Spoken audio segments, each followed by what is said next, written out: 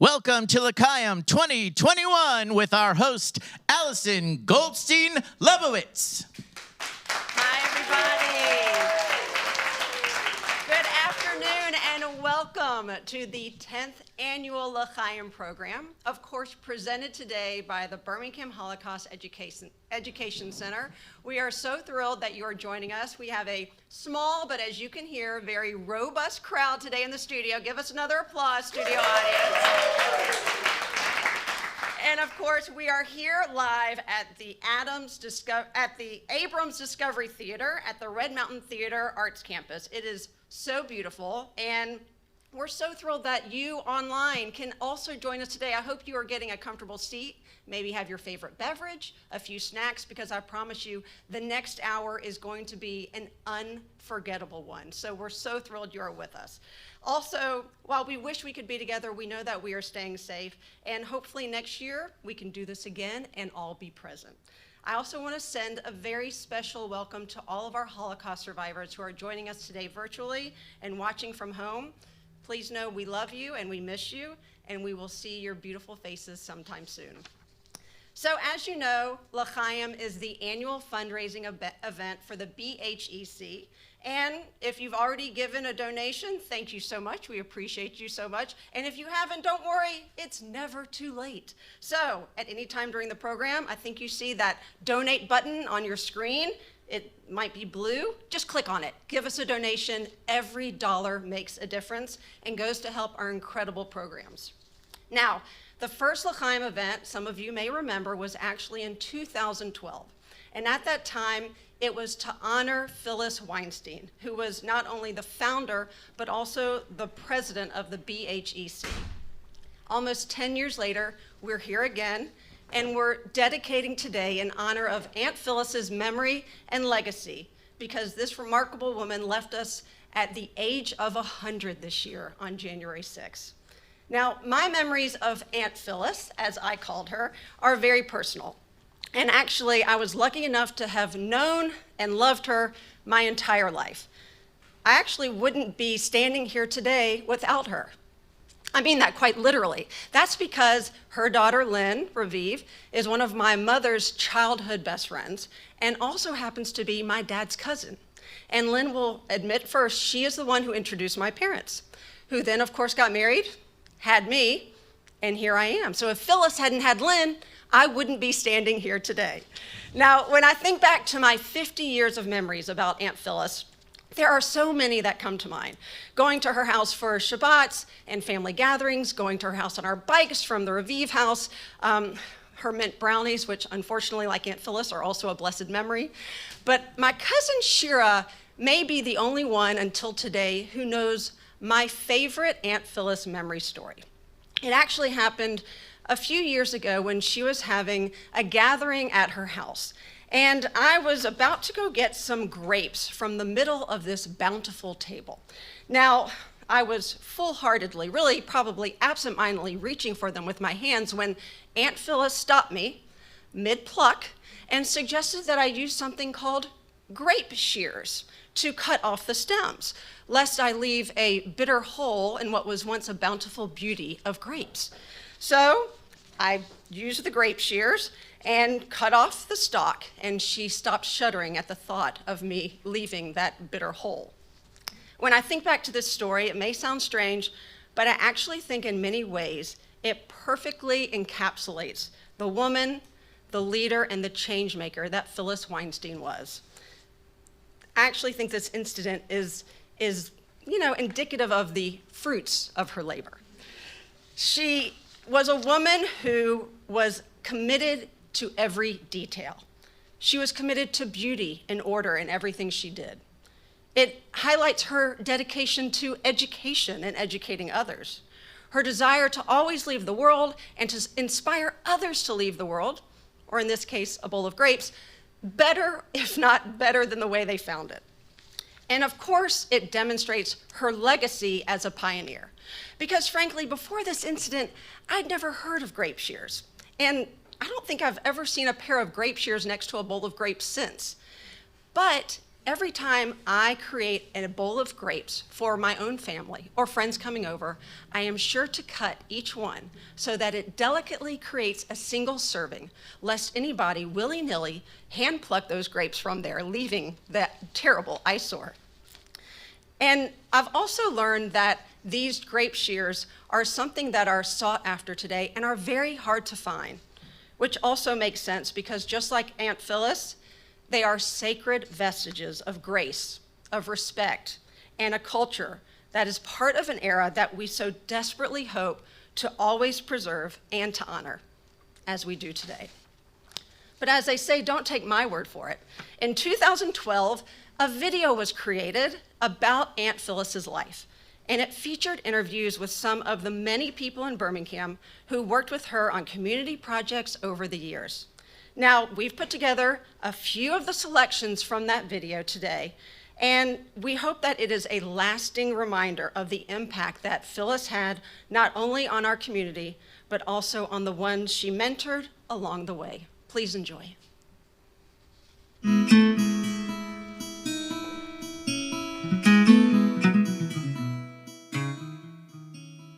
She's one of the most elegant, lovely people that I've ever known.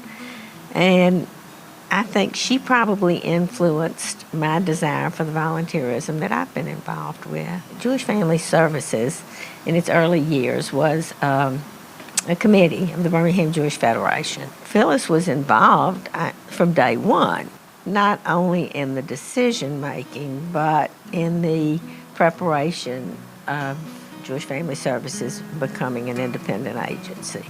And she functioned as president, chairman of Jewish Family Services for 2 years, and has gone on then and prior to then to being part of everything Jewish in this community. She had and still has, quite obviously, this wonderful sense of Jewish identity that I think so clearly demonstrates to anyone coming of age, and I was beginning a new career, how one should be Jewish. She got me involved, found me, latched onto me, and got me involved in the Community Relations Committee. She was really my one person you belong in Birmingham when I first moved here. Phyllis and Abe Kaplan and I get credit for founding the school, but our leadership really was Phyllis. She had the vision, she had the energy, she selected the professional consultant.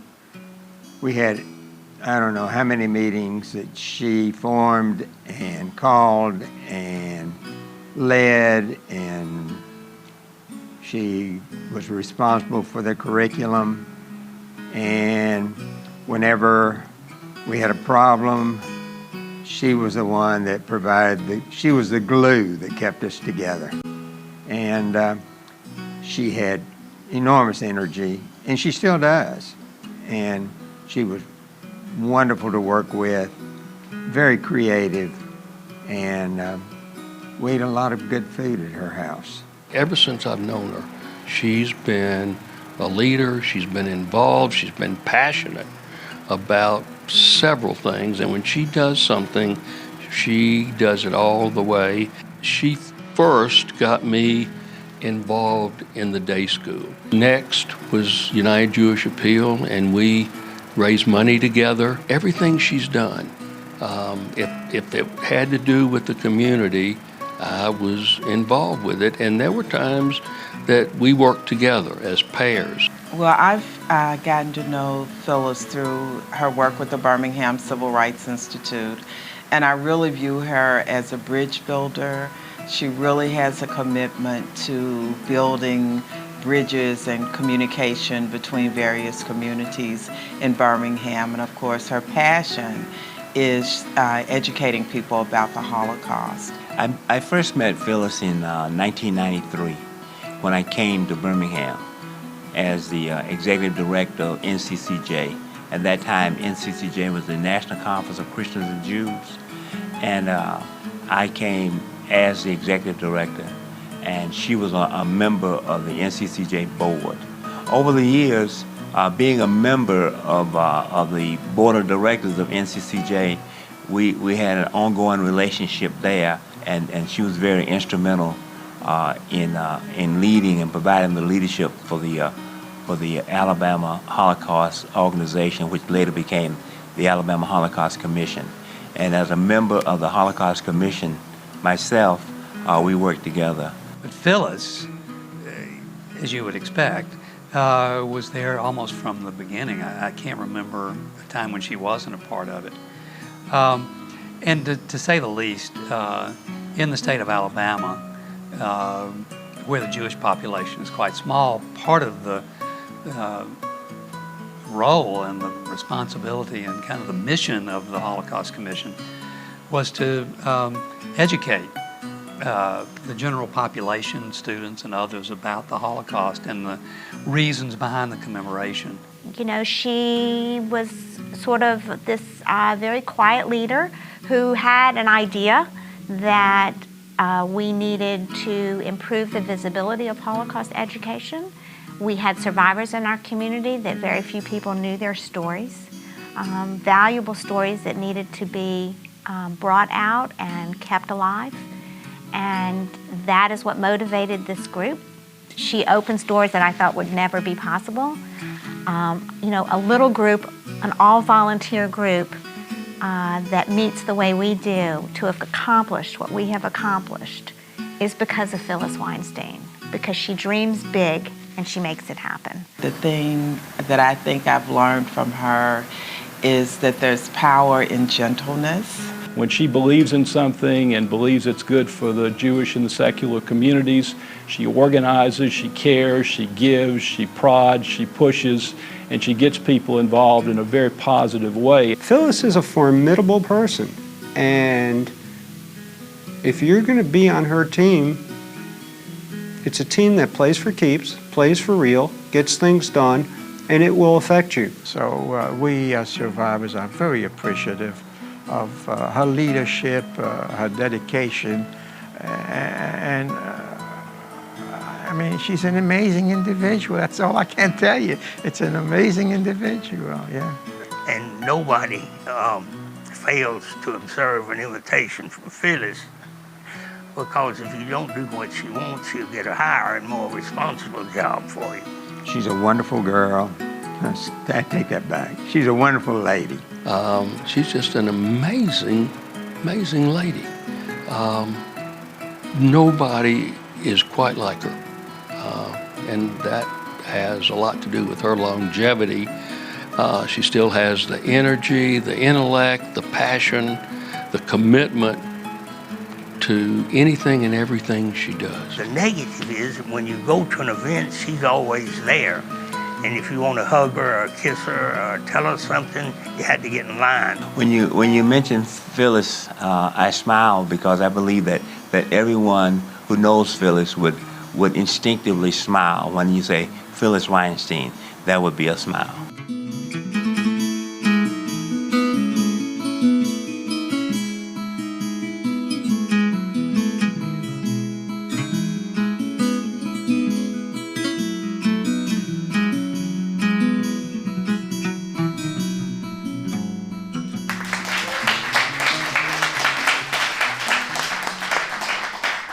What a tribute to your mother, and what a legacy she has left in you, and I'm so proud of you. If you don't know who I'm standing next to, this is the Lynn Revive, which is why I'm here today, so I owe you everything. Thank you, Allison. Good afternoon, everyone. Phyllis Grusin Weinstein was my mother. My sister Jane Feldman and I are so thankful that both our parents lived long and fruitful lives, leaving a legacy of lessons for the betterment of humanity, lessons to create and inhabit a society where everyone is given their full measure of human dignity. Together, our parents found ways to bring life to this lesson. For Mother, along with many dedicated volunteers, it was to birth what is now the Birmingham Holocaust Education Center. Only 1 year shy of 2 decades, The BHEC educational programs have brought our mission to life throughout the state of Alabama without costs. My sister and I and our entire family, including Mother's 7 grandchildren, who refer to themselves as PIT, Phyllis in Training, and Mother's 19 great-grandchildren, are grateful.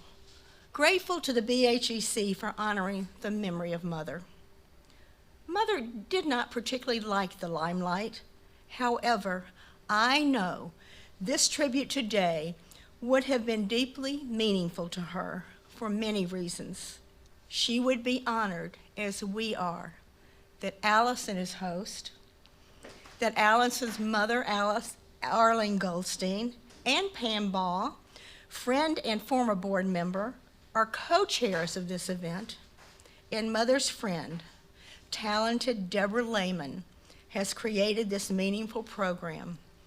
This program that continues to tell the story of the BHEC, so more and more learn about the essential work and its impact in our community and state.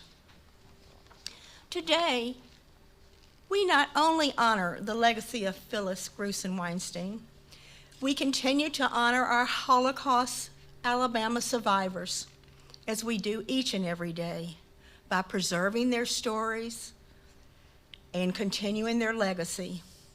They continue to be the true inspiration for the Birmingham Holocaust Education Center. Again, on behalf of our entire family, we are grateful to all, those who ensured this event would take place today, and everyone who supported this event with generosity. Alison, earlier, you told a story about Mother's grape shears. I am sure that she would love you to have them. Come on. No.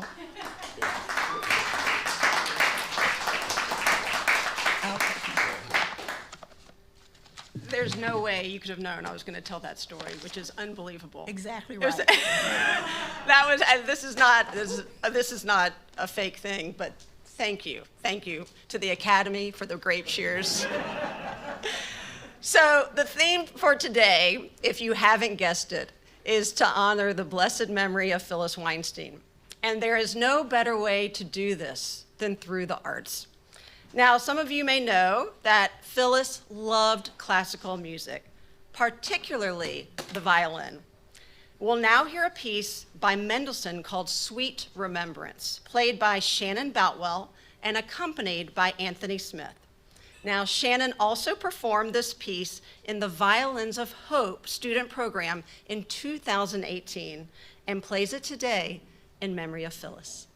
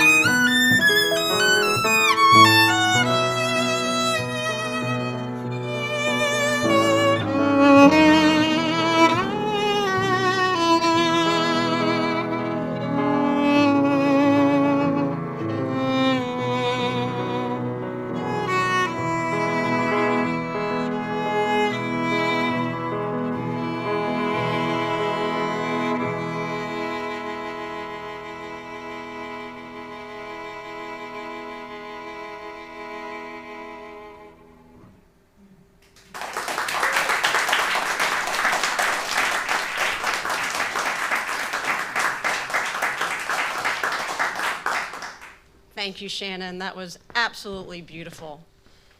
Now, as you probably know, if you are familiar with the BHEC, teacher training is a major part of our work. With teacher training, the return on our investment is exponential. That's because for every teacher trained by the BHEC to bring Holocaust studies into their curriculum or to start a Holocaust studies elective in their school, the core message of Holocaust education is introduced to hundreds of students in any given year. So now imagine how many students are reached over the course of one teacher's career.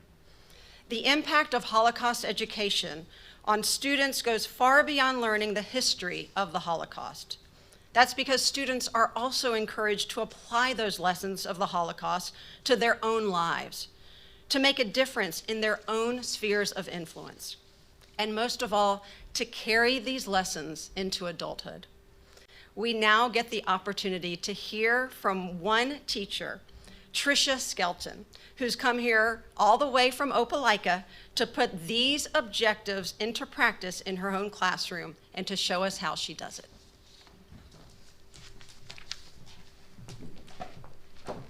Thank you. Good afternoon. My name is Tricia Skelton, and I've been teaching for 27 years in Opelika, Alabama. For the last 9 years, I've taught 6th grade history, including World War II and the Holocaust. When I first began teaching this course, my knowledge of the Holocaust was limited. My students were inquisitive and would ask me questions about the Holocaust. Sometimes I would not even know the answers, so we'd do a little research to find the answers to their questions, which were many. I soon realized that I needed further professional development in Holocaust studies.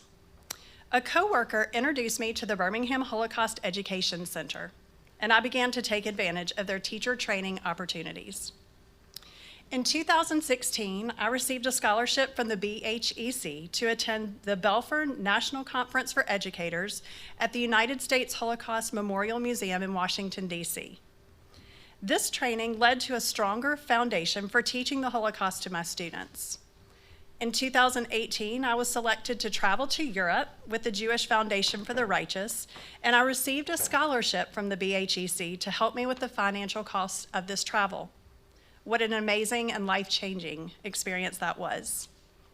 The material we received helped to deepen my understanding of the Holocaust. Learning the content was valuable, but actually seeing the sites that we teach was important. We were also able to collaborate with other teachers on how to integrate what we learned and what we saw into our classroom lessons. This was extremely beneficial as we were able to discuss different lesson activities to incorporate into our units. All of the BHEC programs that I've attended, whether in person or via Zoom or through the generous BHEC scholarships, have made a tremendous impact on my classroom. The materials we receive prior to and during each program are phenomenal. This knowledge has helped me create a stronger and more insightful lessons for my students. One of the first survivors I had the privilege to meet was Roman Kent, who passed away this May. His story is one of many that I share with my students. Reading his book, Lala, is a highlight of our unit. Lala was the Kent's family dog who had to be left behind when the family was forced to move to the ghetto. Somehow, Lala tracked them down from miles away and came to their apartment in the ghetto every night. My students connect with Mr. Kent's story on a personal and emotional level that just cannot be accomplished by reading textbooks. Survivor and rescuer testimonies have transformed my students and their understanding of the Holocaust. My favorites were always the survivor or family testimonies. It is through these stories that history comes alive. It is these stories that stay with my students. I try to give my students opportunities to reflect on and respond to our lessons about the Holocaust.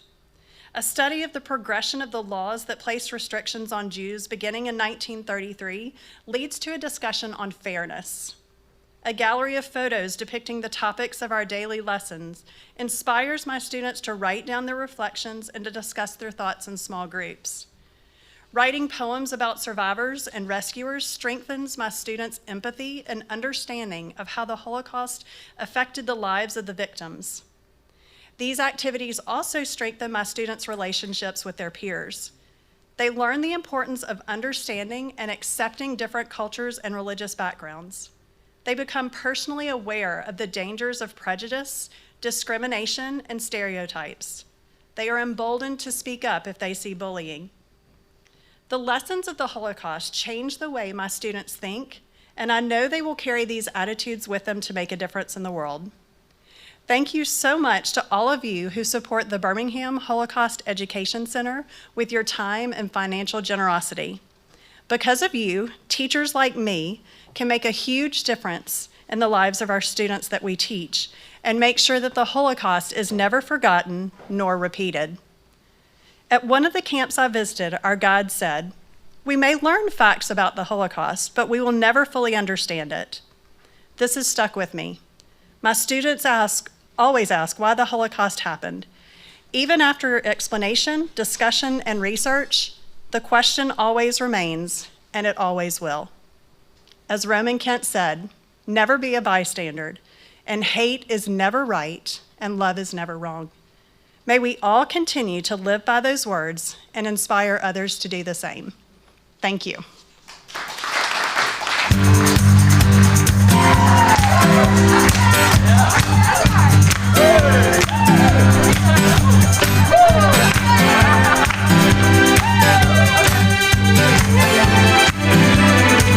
Guess what I'm doing sitting in this chair? Whoa. I'm shooting lightning bolts across the sky. You hear that thunder rolling through the air? Whoa. That's how you know that I'll be rolling by. You think this isn't what I'm meant to be? You don't know my secret identity. Here I go, look at me. There's a lot I can be, but I won't be invisible. Here I go, breaking out, breaking free. No, I won't be invisible. Don't try to tell me what I cannot do. Take down the barricades I'm coming through. Here I go, just 'cause you can't see me. Don't make me invisible. No, no, no, no, no. You see me coming in your rear view fast. Whoa. You duck and weave and try to block my way. Hey. But like a lightning bolt, I slip right past. Whoa. I don't have time to waste on you today. No. Nobody's telling me I won't succeed. No. I've got a better life I'm gonna lead. Here I go, look at me. There's a lot I can be, but I won't be invisible.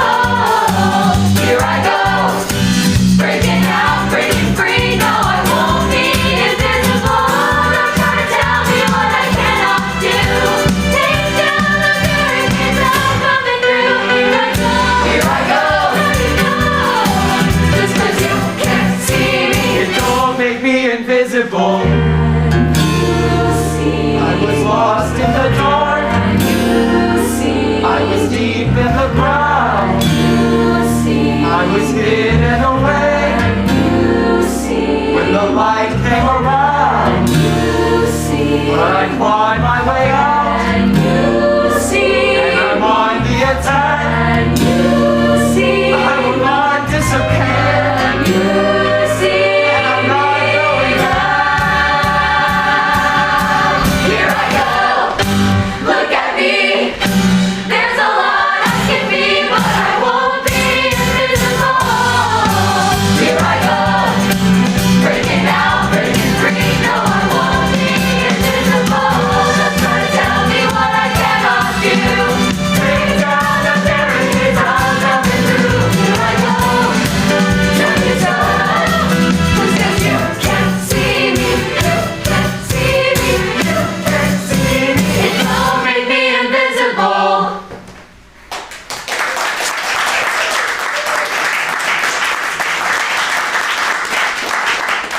Amazing performance, and if you couldn't see those smiles under their masks, you weren't looking hard enough.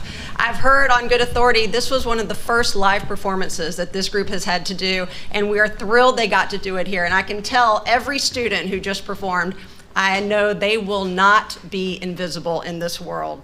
They are going to make their mark on it with the arts, and all across, absolutely.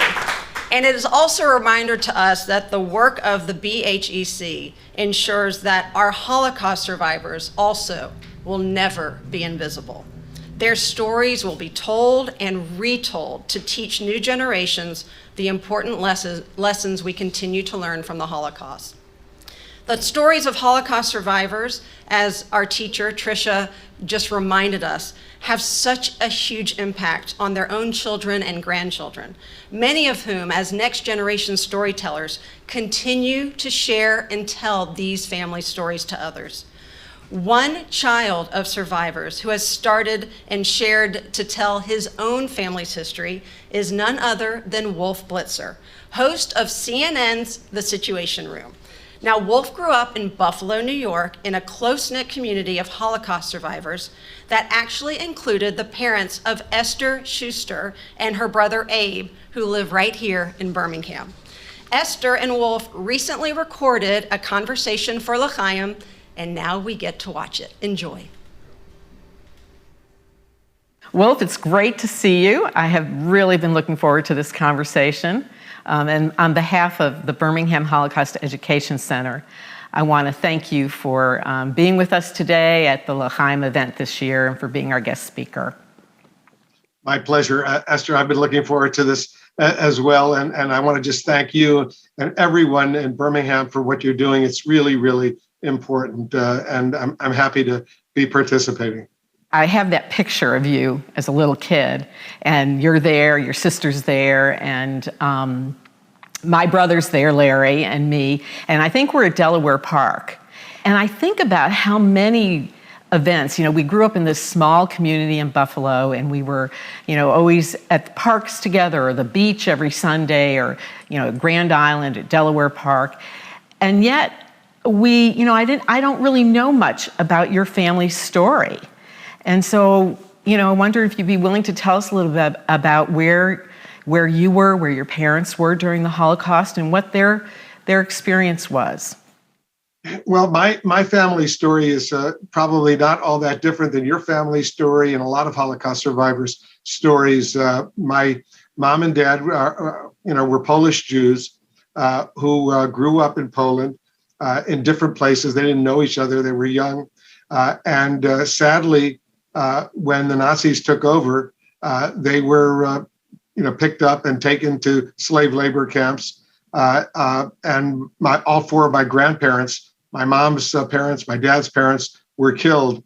My dad's parents were killed at Auschwitz. I only learned that, by the way. I always knew that all four of my grandparents were killed during the Holocaust. I always knew that, but I didn't really know that my paternal grandparents were killed at Auschwitz until I visited Yad Vashem, the Israeli Holocaust Memorial Museum in Jerusalem, in 2014. And I went through all the records and the oral statements and everything that they had. And it was there that it was confirmed that my paternal grandparents were killed at Auschwitz. And it's interesting because my dad's family was from Auschwitz, the village, the city, town, little town in Auschwitz. And I went there in 2014. I did a piece on CNN about my family heritage and my history. If people want to watch it, they can go to Google, look up Wolf Blitzer Roots, and they can see that whole history. My mom's parents were killed at a slave labor camp called Szkarzycku near Kielce. My mother's from a little town in Poland called Sucheniew. And she was young and strong. My dad was young and strong. They survived the war in 1945.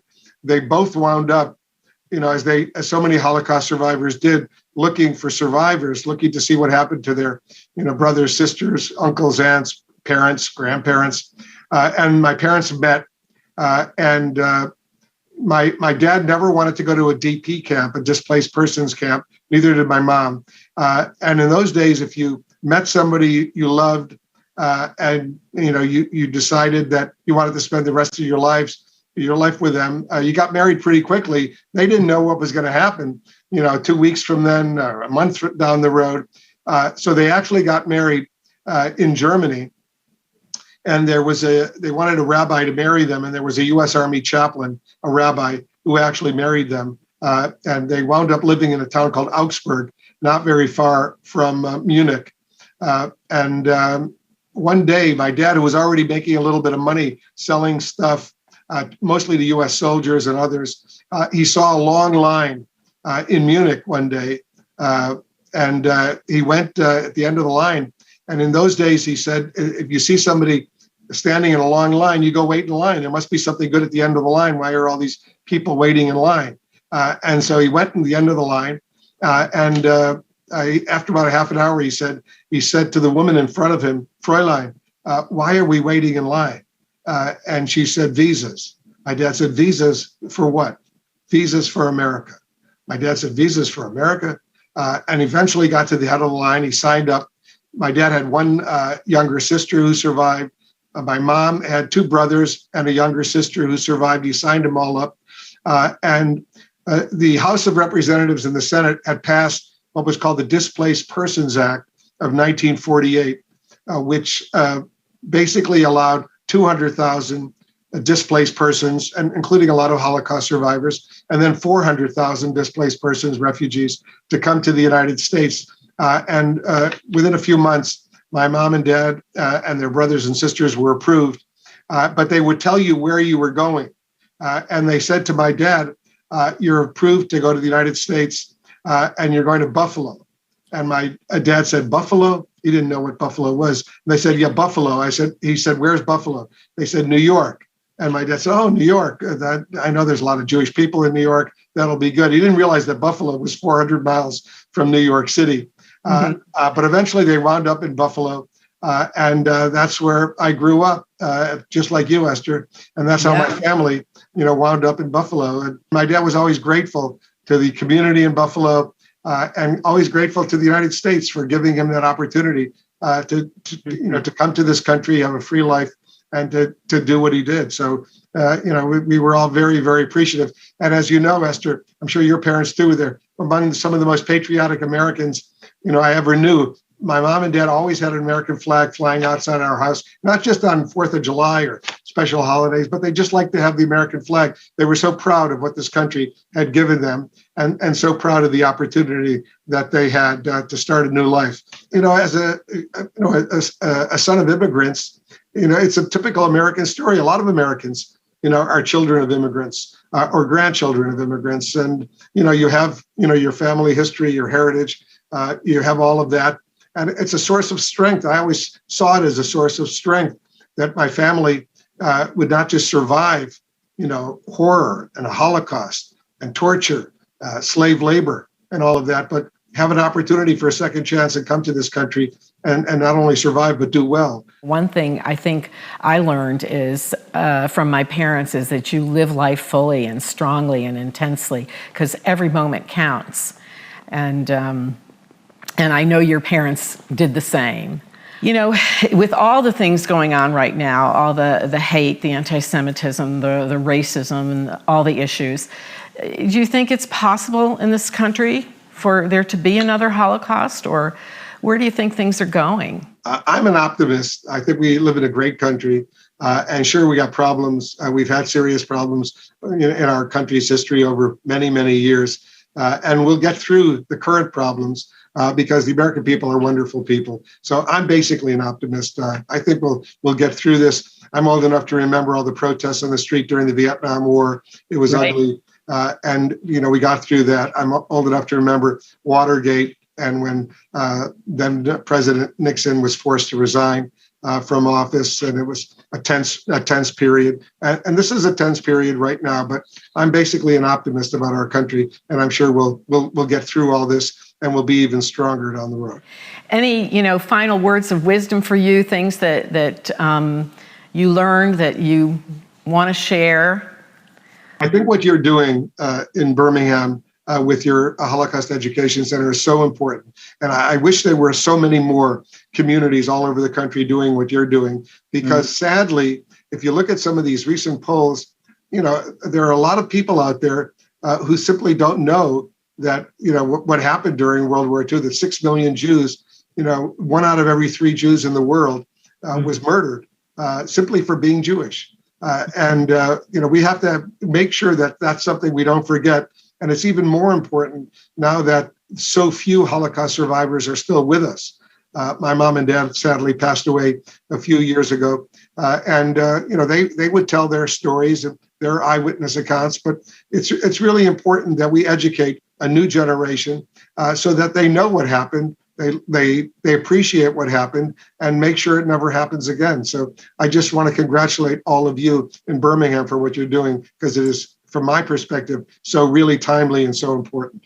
Thank you so much. I look forward to sometime seeing you in person, and I'm so grateful for today. Thank you. Thank you very much, Esther, and keep up the good work.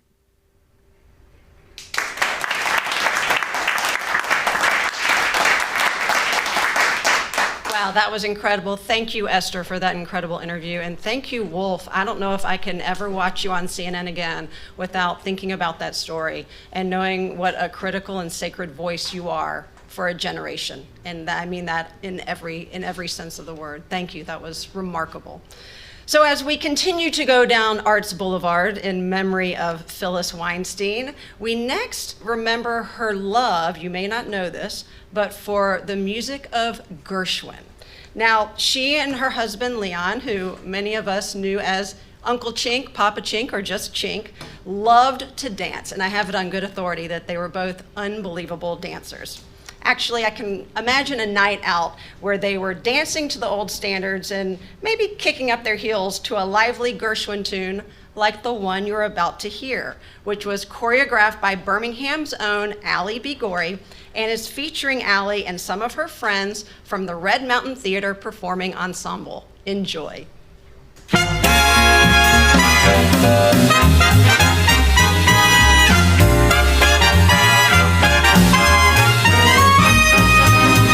I got rhythm, I got music, I got my love, who could ask for anything more? I got daisies in green pastures. I got my love, who could ask for anything more? Old man trouble, I won't find him. You won't find him round my door. I got starlight, I got sweet dreams, I got my love, who could ask for anything more? Who could ask for more?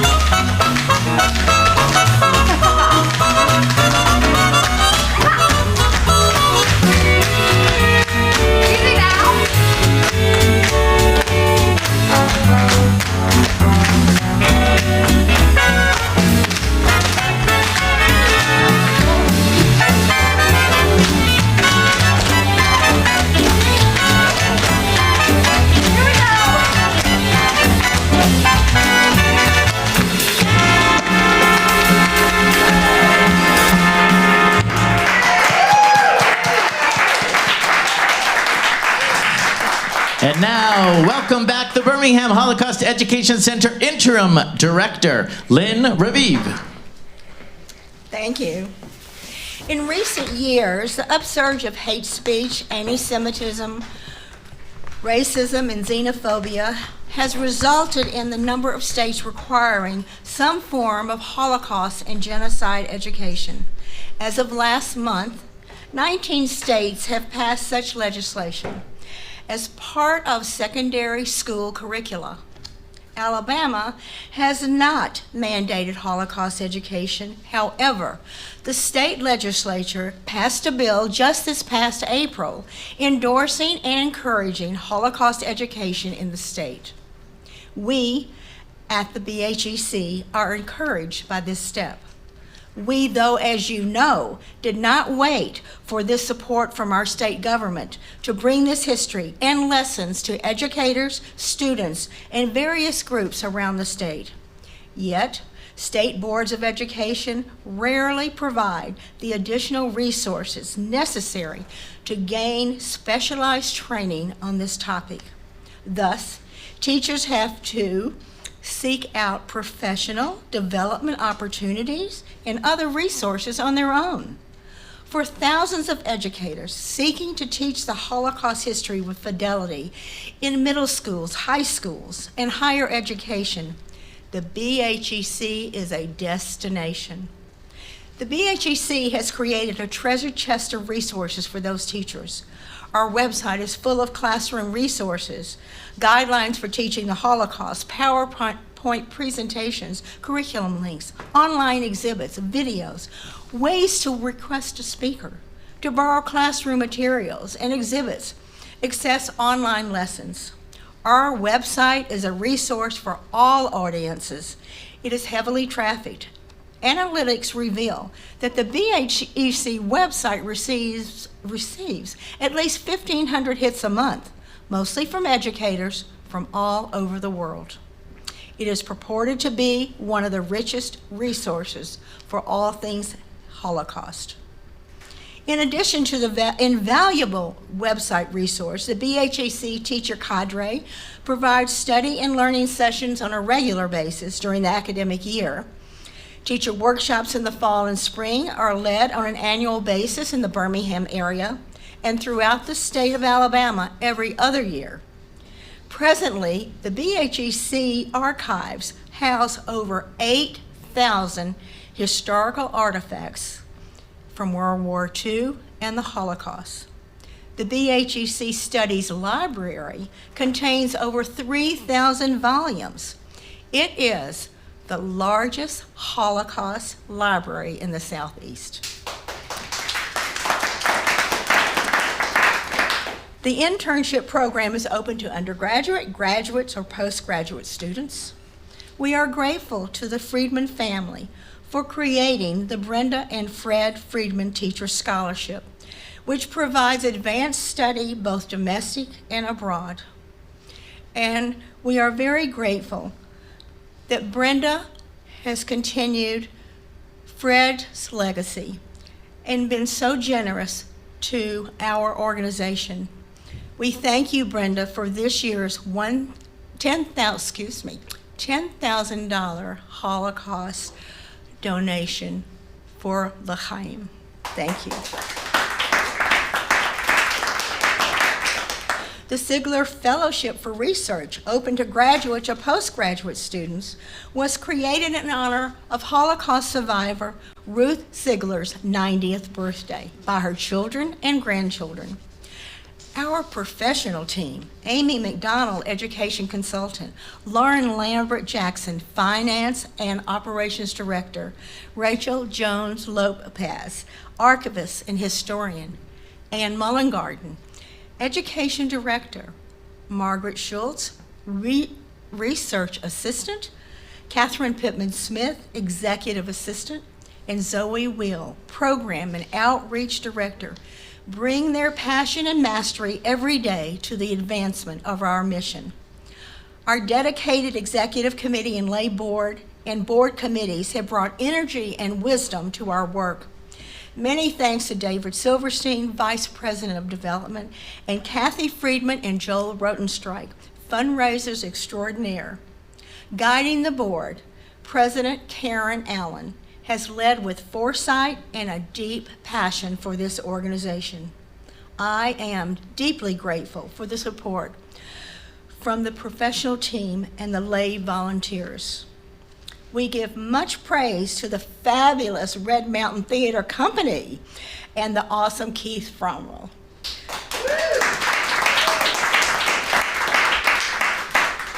This year is historic for the BHEC. The exciting future taking us into a new space of 8,300 square feet begs so much more from our lay leaders and professional team. Staying the course is not easy. However, The inspiration that the professionals and lay members have triumphs. Our organization is people. People who care about the mission. All of those mentioned and all of you. Knowing so many care about our important work inspires us to reach even greater degrees of excellence in our vision of promoting an ethical response to contemporary instances of anti-Semitism, bigotry, and indifference. For your presence, for your gifts, we are deeply grateful. Education is the most powerful weapon which can be used to change the world, said Elie Wiesel. And we, the BHEC, have an obligation to those who survived and to those who did not, to honor them and their memories now more than ever, never again. And I thank you.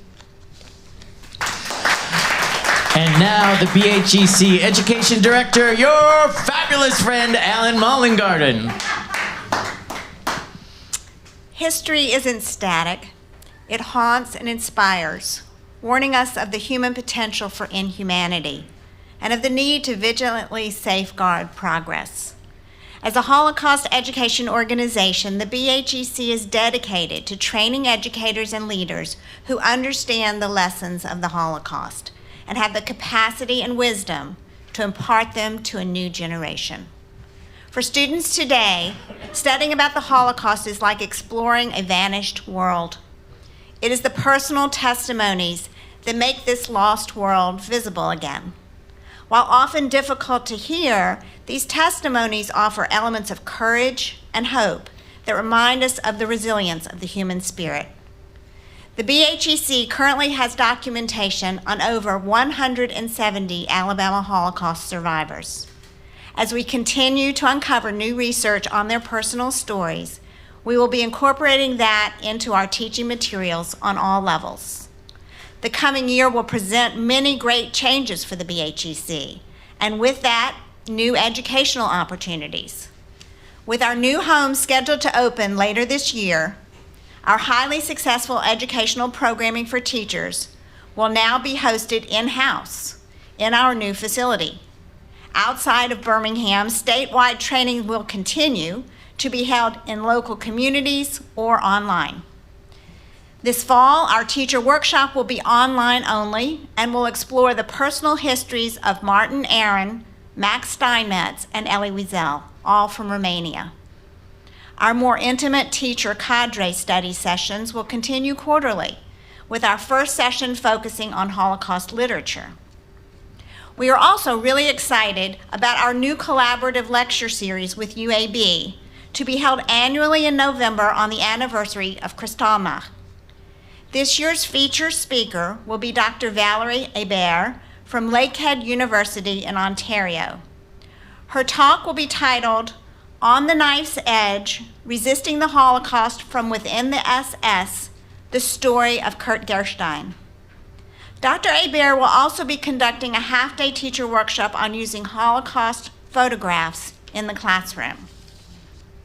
Additional community programming this year will focus on how different cultural groups and professional groups contributed to or were affected by the events of the Holocaust. We hope you'll be able to join us in person or via live stream from your home for these programs. Our regular film series and bearing witness programs will continue as well. Our new facility will also feature state-of-the-art archives with a climate-controlled environment to ensure the best possible storage for all of the historical artifacts and documents that have been generously donated to the BHEC for educational purposes. We are looking forward to expanding our collection with additional donations in the coming months and years. Our new library will feature a rich resource of materials for scholars and the public. Phyllis Weinstein, of blessed memory, was a champion of this library and would be thrilled to see it in its beautiful new home. We hope you will stop by when we're able to open.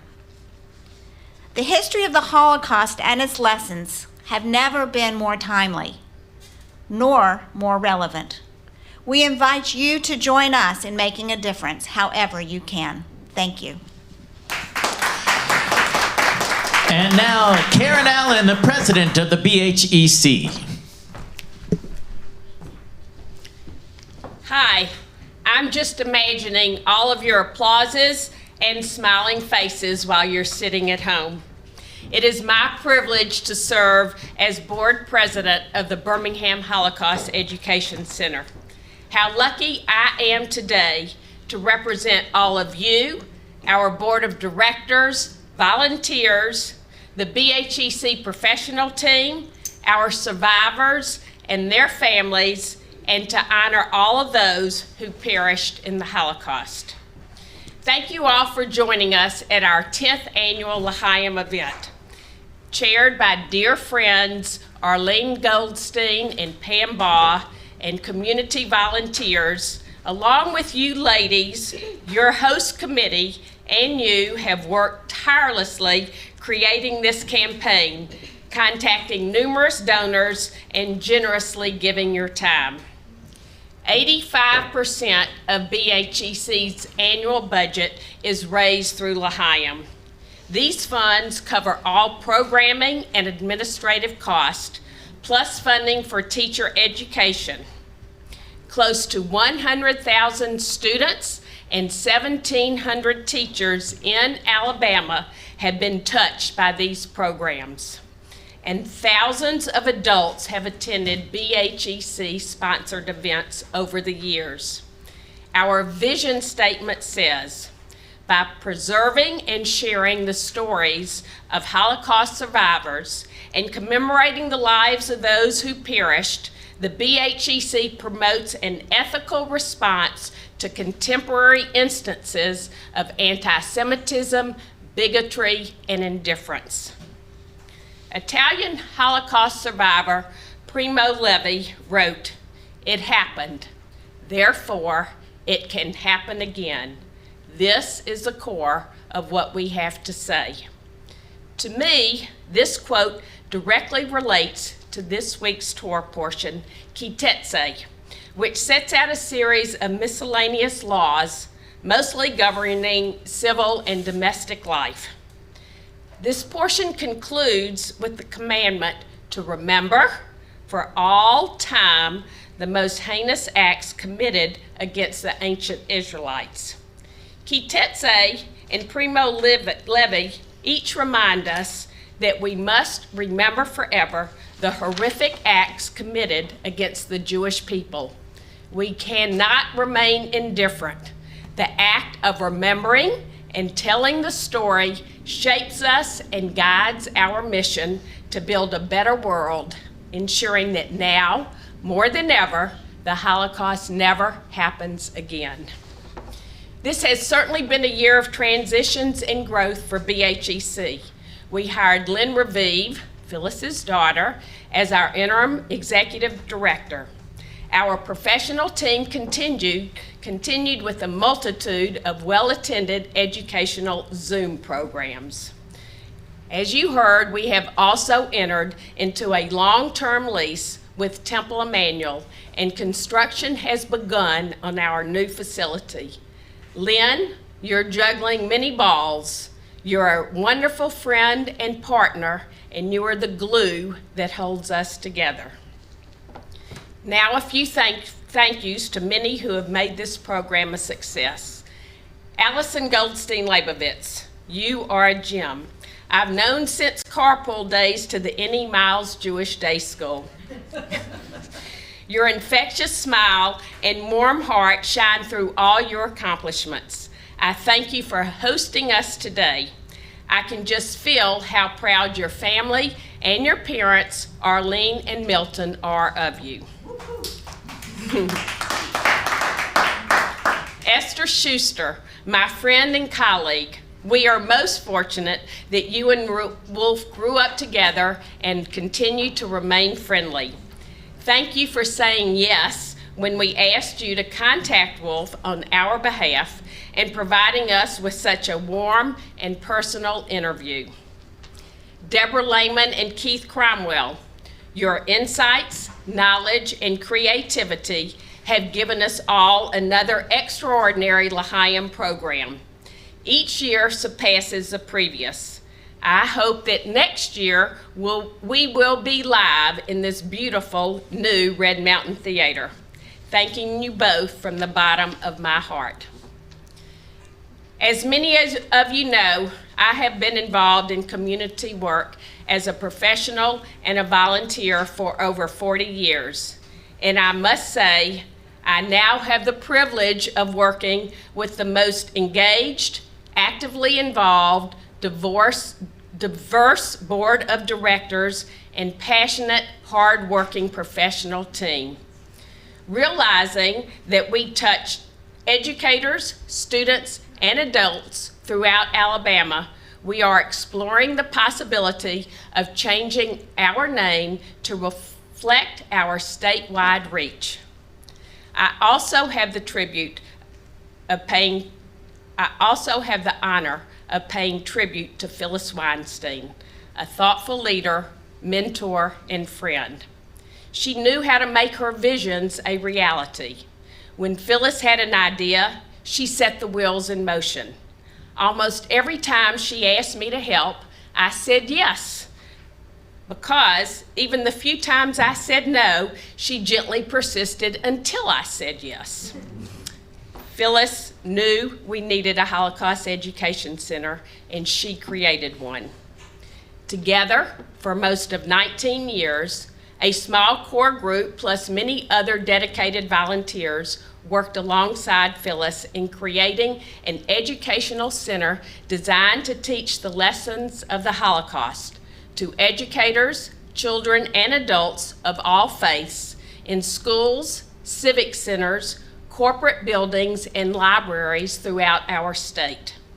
I know Phyllis was ecstatic about our successes and would simply say, "Great job, there is so much more to be done."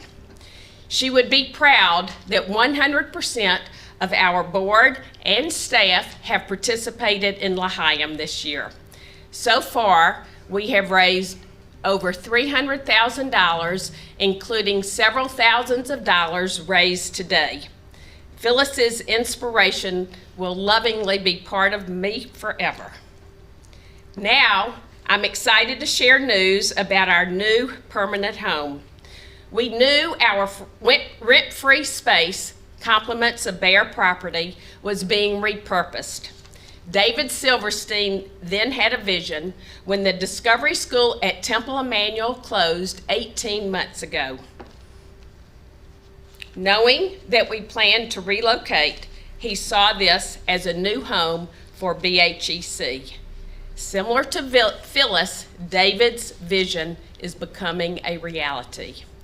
Fran Gacho and I have had the pleasure, along with Lynn Revive, of working in tandem with him on a daily basis and many other volunteers and professionals ever since then.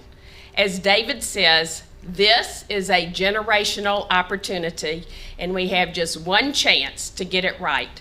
That time is now. Here is a sneak peek.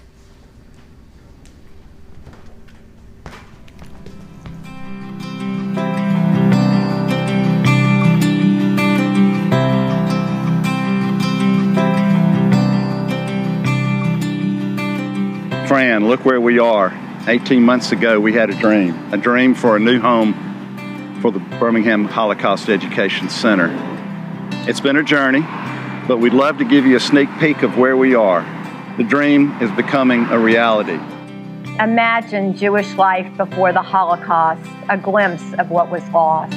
You'll be immersed in a culture and lifestyle destroyed by the Nazis. BHEC teaches the history and lessons of the Holocaust throughout the state of Alabama, largely through real-life stories. Using those stories of our local survivors as much as possible, as in our Darkness into Life exhibit, because a personal story leaves an indelible memory in a way a history book cannot. In this beautiful space, we want to include some of the stories of the more than 160 Holocaust survivors who came to live here in Alabama. Many of those stories have not been told.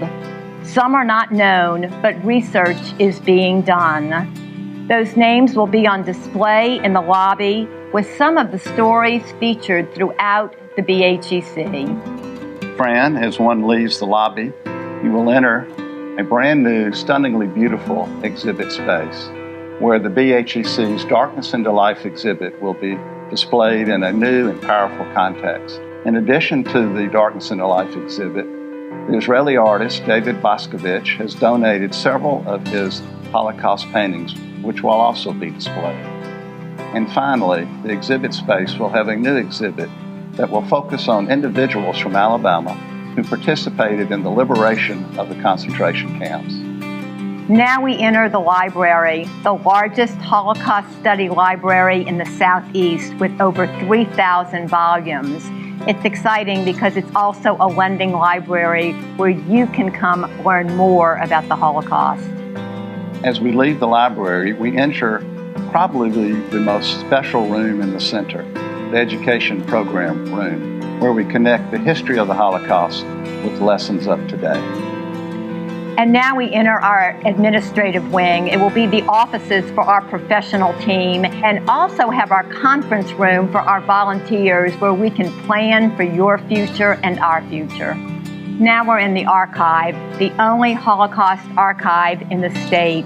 It's a real home for our treasures.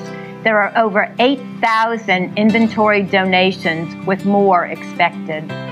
Artifacts, household items, Judaica, documents, photographs, memorabilia. Some of these items in our archive will be included in our exhibit space. Fran and I hope you've enjoyed this sneak peek into the new home of the Birmingham Holocaust Education Center. The dream is becoming a reality. The Never Again campaign is about education, and education is how we combat anti-Semitism and intolerance. We certainly hope you will support our campaign now more than ever. Never again.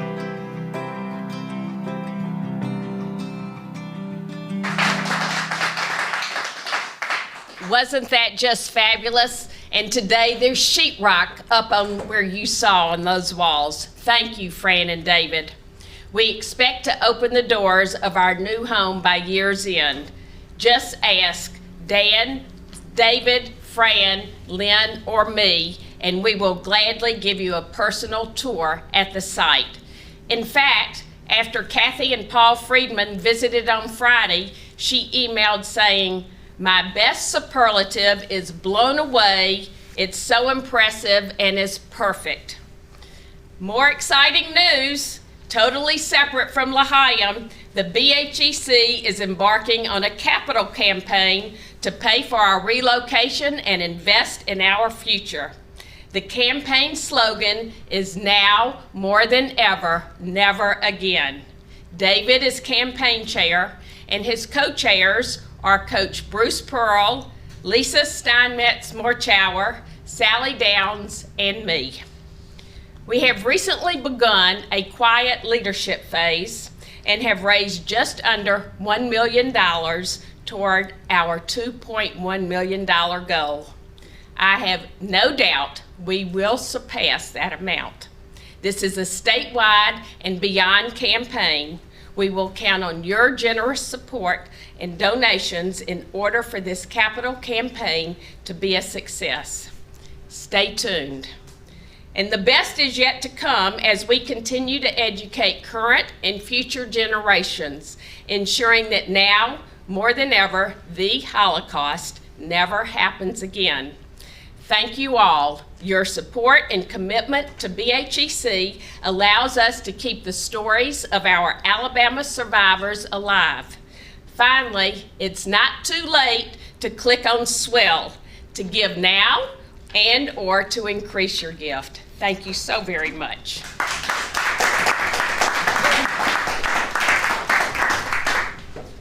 Thank you, Karen, and thank you all once again for joining us today.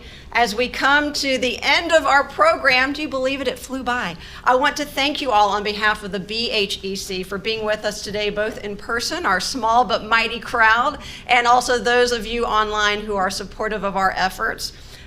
Your generous support of the work of the BHC is so critical. And as a member of our Tennessee Holocaust Commission, I, like you, am committed to Holocaust education and to keeping the history and lessons of the Holocaust alive for future generations.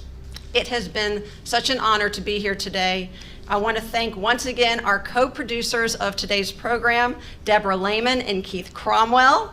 I want to also thank our very talented and dedicated young performers, especially Shannon Boutwell and all of the members of the Red Mountain Theater Ensemble, who have filled us not only with arts and music and dance and beauty today, but certainly a hope for the future.